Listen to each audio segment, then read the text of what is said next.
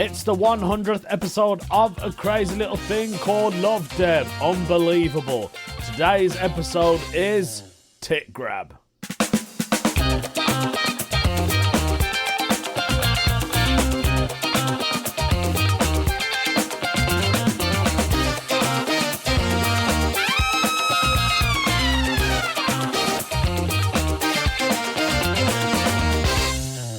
Hello, podcast lovers. Welcome to another episode of a crazy little thing called Lovdev.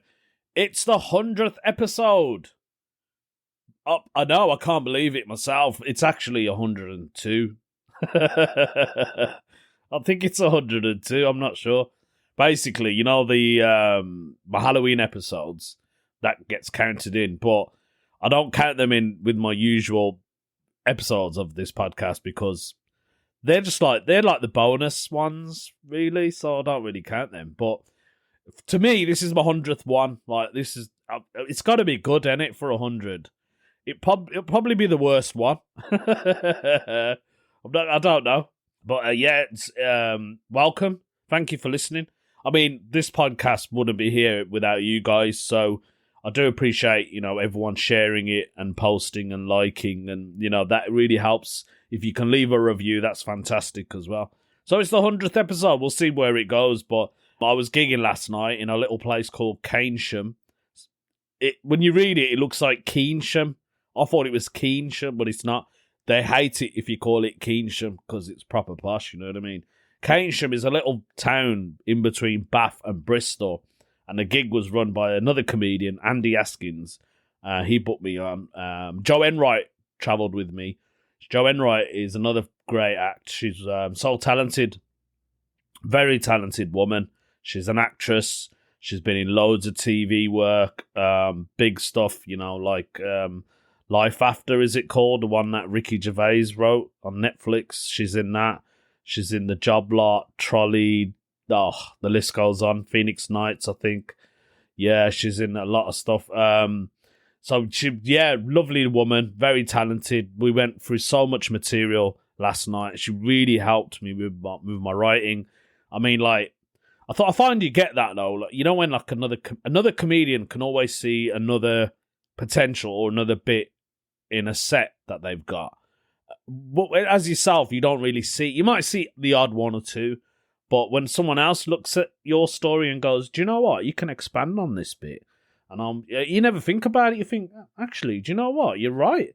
Like, she gave me so many great ideas. And we had it was a joyous, very joyous drive there and back. It was a 2-hour drive, and it did not even feel like 2 hours on the journey because we chatted so much about life, about comedy.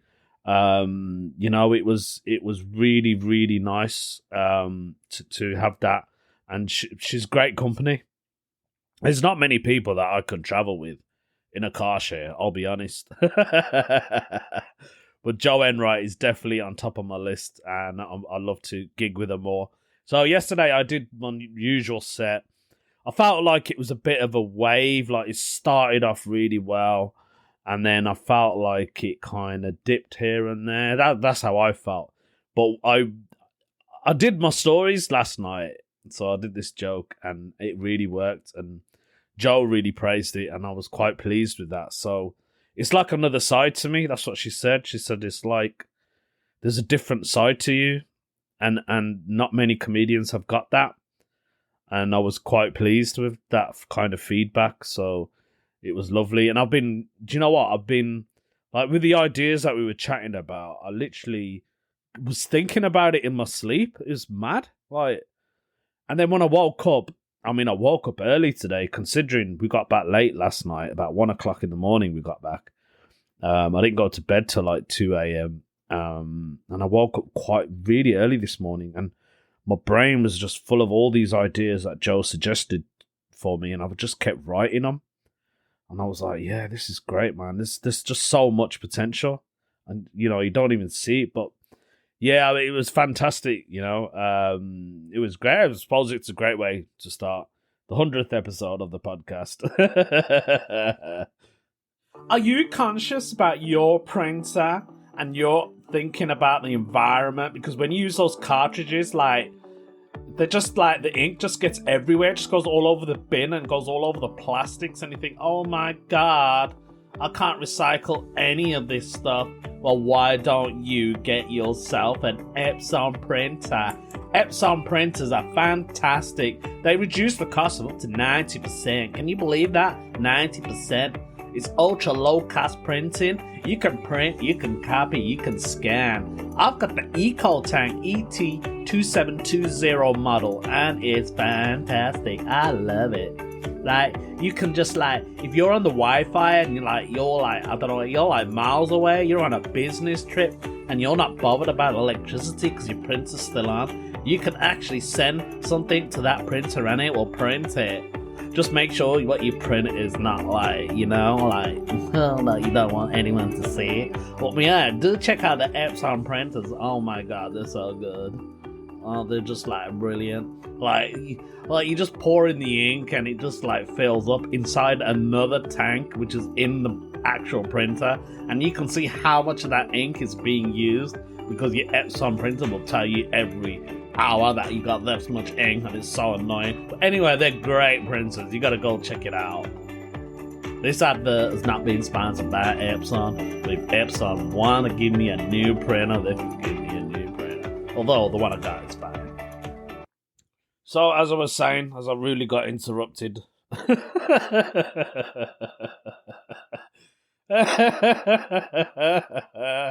I don't even know if those adverts work. I'm not gonna lie.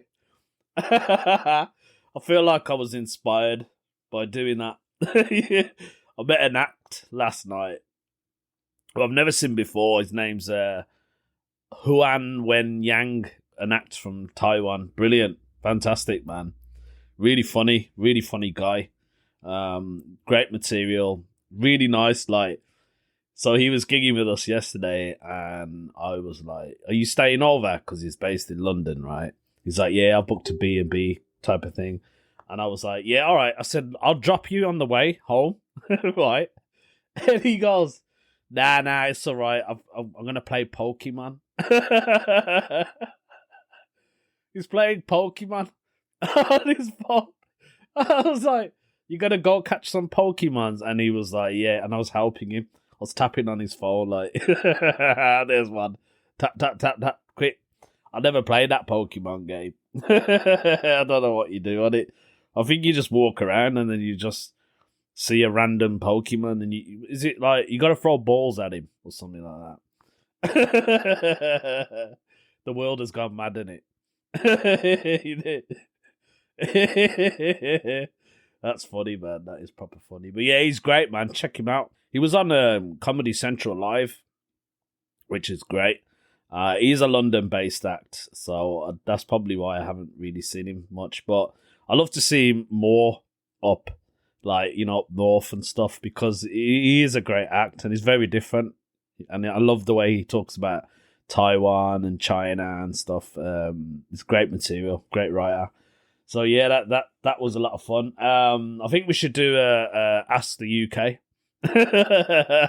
Should we go and find out what's going on in the UK? Yeah, all right, here it comes.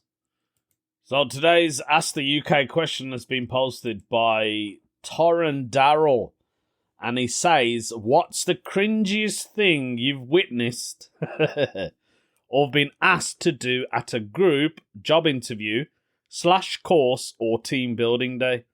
So the cringiest thing I can think of was actually on a team building day, right? So when I was full-time in the NHS, my manager said to me, "We want a bit of entertainment on the day." And I thought, oh, here we go. He goes, "I want a special treatment just to end the day." He goes, "Would you do a stand-up set?" Right? And I was like, these are my colleagues, man. Like, they see me every day. You know what I mean? Like, they know what I'm like. They know I'm funny anyway. I don't really need to do a set. And he was like begging me. And I said, "I normally get paid for this stuff, you know, mate." And he wasn't going to pay me. He said, "Just do 10 minutes. It's fine."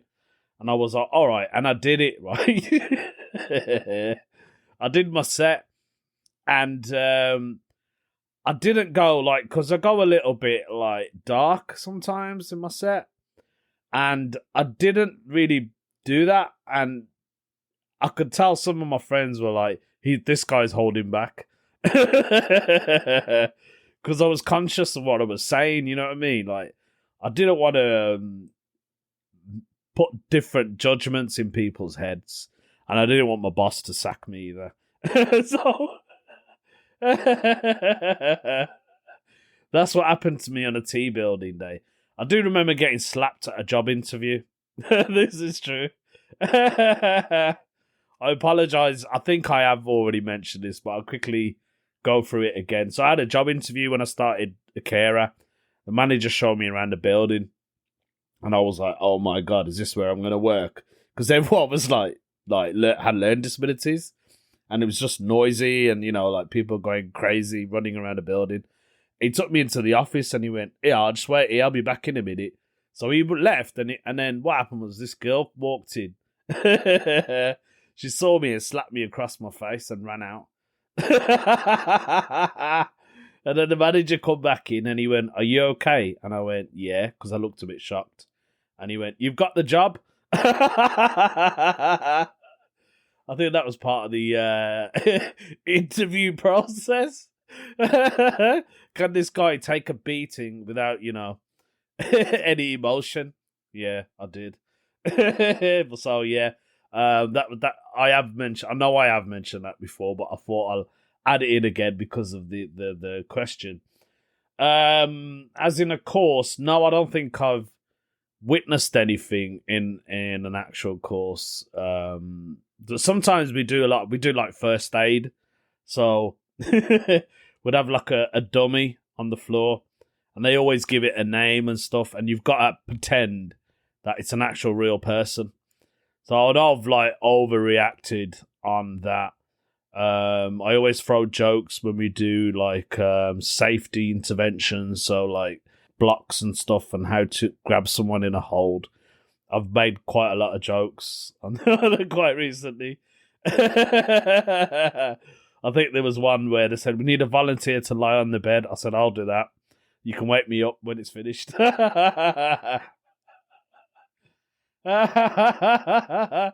then everyone was laughing, and then the trainer said, "Right, I need another 4 people to hold him." And I said, "I've never had 4 people in bed."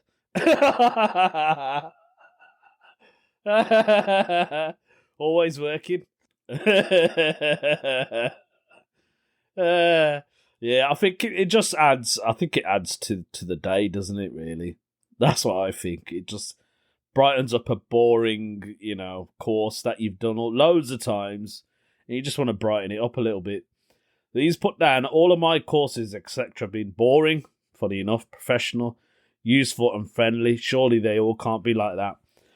Unfortunately, they are all like that. Team buildings are one of the worst ones, I find. Everyone just prefers after team building, the night out, when we go out for a drink.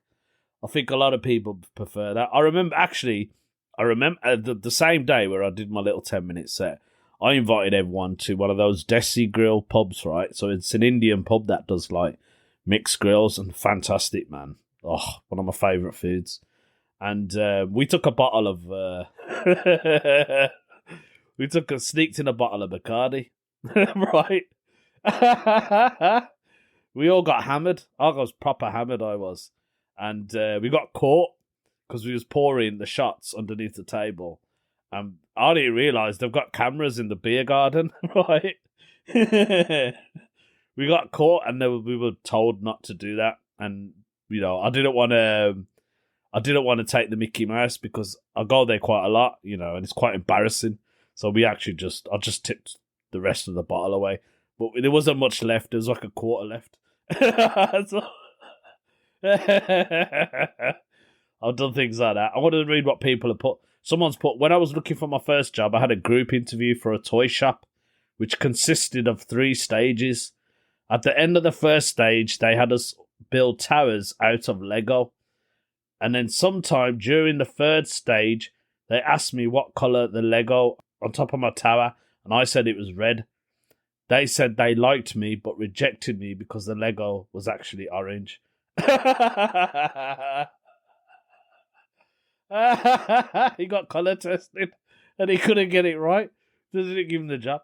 I applied for a job once for Asda. Right, it's a supermarket chain, part of Walmart.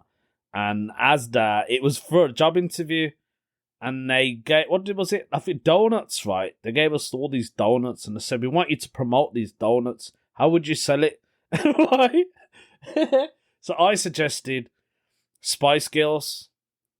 At that time, Spice Girls were pretty big. And I said, why don't we have like different types of donuts, like Spice Girl donuts?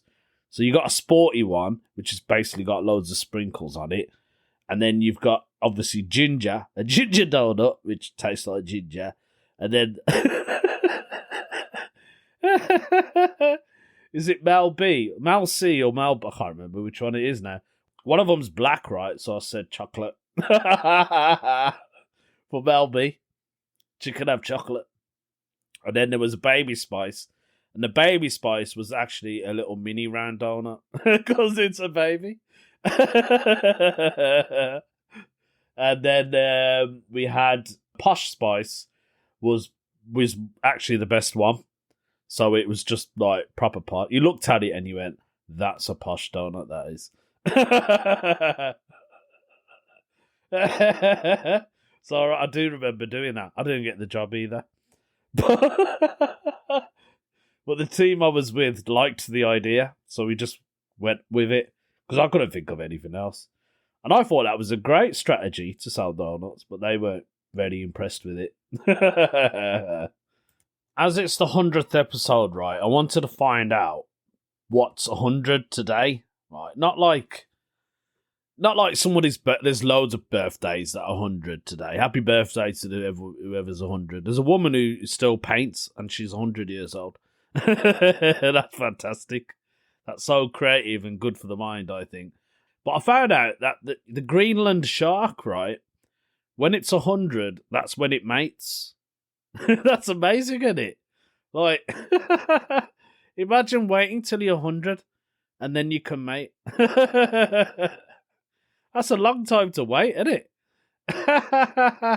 It's probably why the population is so poor of the Greenland shark. Does that mean that's when it fully develops, like when it's 100 years old? I've no idea. It's amazing. I'm glad I'm not a shark, though. I couldn't wait that long. In America, there's a little place called Dixmoor, right? And the water pipes there are over 100 years old, right? So the people have been getting problems getting their water. So there's a team out there right now giving out bottled water. Imagine your pipe's 100 years old and it's not producing proper water. I wonder how they shower.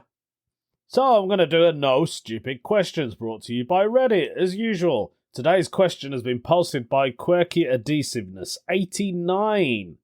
And his question is very interesting. I saw it and I was like, I like that. So the question he asks is, my parents and I recently met a guy with dwarfism. He held out his hand for a handshake, and my dad knelt down to reach him better. Later on the ride home, my mom scolded him and said he wasn't a child. Was she right to get onto him? Absolutely right. I mean, first of all, it's human decency, isn't it? You know, end of the day, they're a human being. They've got feelings, and they do know they've got dwarfism. It's not like they don't know that.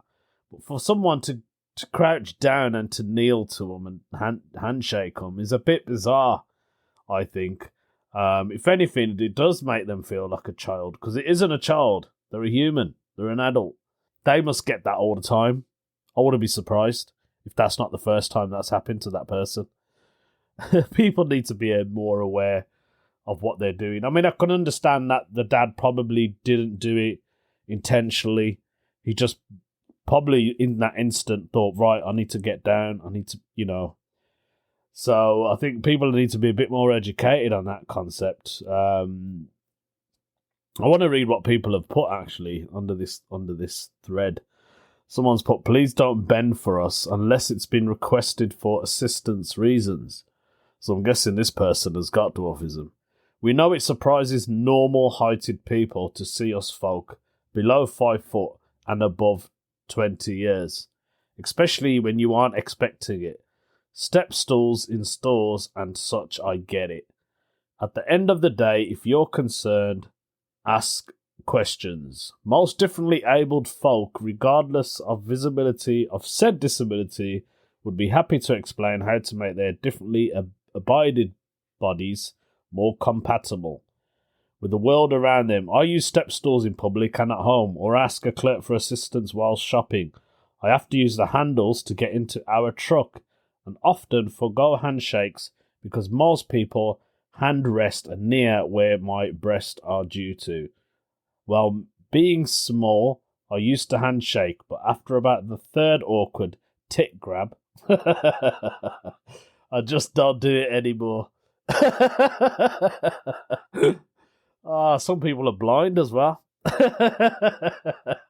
Grabbing what you call it, to give her a handshake. That's funny. At least this person saw the funny side of it and answered that question. I mean, yeah, I agree with the mom. You know, she had every right to have a go at her husband for doing that. And if anything, I think the dad should go back and apologise. And, you know, he should answer his own question of why he was wrong in doing that. But we all learn, we all make mistakes. I don't think the father meant to do it purposely. You know, it must have been an instant reaction of seeing someone that you don't normally see and thought, right, I need to, you know, be like them. When in fact he should have just been himself. And, you know, I've got mates who got dwarfism on the comedy circuit. I used to do a joke actually, and a friend of mine told me that I shouldn't say midgets because it's a very offensive word, and I really appreciate that. But since he's told me, I've actually kind of dropped the joke, so I don't do the joke anymore. But he said you can use the word dwarfism. He said that's acceptable. And I thought, all right, that's fair enough. Maybe I better not do it. That's probably the most appropriate thing I should not do, isn't it? Hi, this is George, and I'm with my little buddy Henry. You can hear him in the background. Yes, Henry is a Hoover, made in the UK by a company called Pneumatic. Henry is a fantastic little device. He's small, he's cute, he's got a real big smiley face. My cat's absolutely petrified of him. But he's adorable. I take him everywhere. He picks up any little bit of dirt. You should get yourselves one. Henry Hoover. Fantastic. So, guess what, folks? It's the end of the podcast. It's not until I do the weird news story. You know how it goes. Right, today's weird news story, I think it comes from somewhere in Asia. I haven't completely read it, but we'll see what it's all about. Here is the title. A boy playing hide and seek was found just 6 days later in a shipping container in another country. Oh,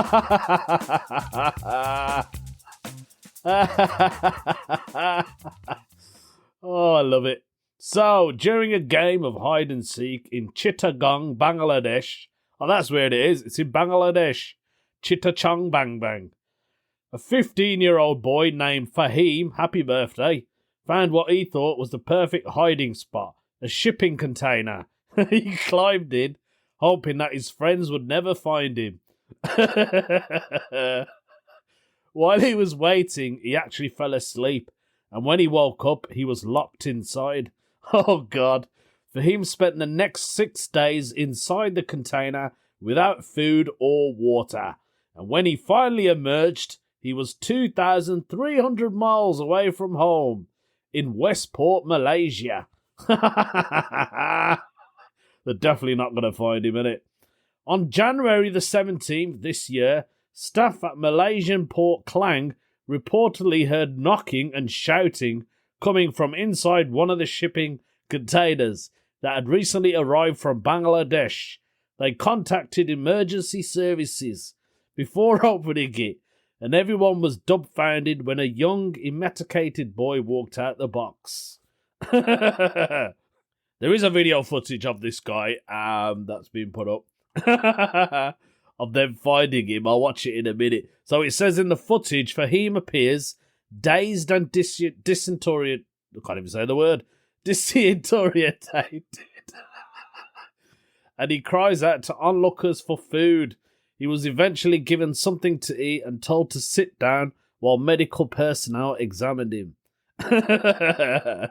According to India Times, the boy did not speak the local language, and attempts to question him about his ordeal were largely unsuccessful. The young boy was recorded trying to communicate with medics before he was placed on a stretcher, and then he was transported to the Tengu Ampuan Rahim Hospital. Immediately following Fahim's, authorities were quick to suspect that the boy may have been a victim of human trafficking. Oh, God. Fortunately, Malaysian authorities were able to conclude that nothing sinister or criminal had taken place after learning that Fahim had simply climbed into the container while playing hide and seek. That's hilarious. Malaysian Home Minister Datuk Seri Saifuddin Nasaruddin, that's a long name, told the Malaysian National News Agency the boy was believed to have entered the container. He fell asleep and found himself in there. He went on to explain, the relevant authorities have investigated the case and in his investigation found no elements of human trafficking. I don't know why I'm doing that voice. Assistant Commissioner of Police Chahung Fong said there's no foul play in the incident. I don't know why he's Polish, despite the fact that he was dehydrated and feverish. Fahim was reportedly in a stable condition at the hospital. Authorities and doctors are stunned that the boy managed to survive for 6 days without water. This story comes less than a year after another young Bangladeshi man, I think there's something going on here, was found in a shipping container in October last year. Unfortunately, the man was deceased at the time of his discovery in Malaysia. Oh dear. In a shipping agent of the vessel. A Bangladeshi news outlet that the incident could have been a case of human trafficking, as similar incidents have occurred before. Thankfully, Fahim's story ended much differently. The boy was handed over to Malaysian immigration authorities and will begin his journey back home to Bangladesh once he has fully recovered from his 6-day ordeal. Amazing. That's brilliant. What a way to play hide and seek, isn't it? I used to play hide and seek. There used to be a building behind, when I was years ago, when I was a little kid, there used to be a nursing home that was being built, right? And all the sewage, like tunnels and everything, was underneath, and they were just making it then, so it wasn't like, being used. That would have been awkward. And we used to play hide and seek in that building. That was today's podcast, and I hope you enjoyed it. I mean, as always, I love recording it. It's the 100th episode. I mean, yeah, I told you. Anyway, hope you enjoyed it. Have a great day, whatever you're doing, and I'll see you probably next week.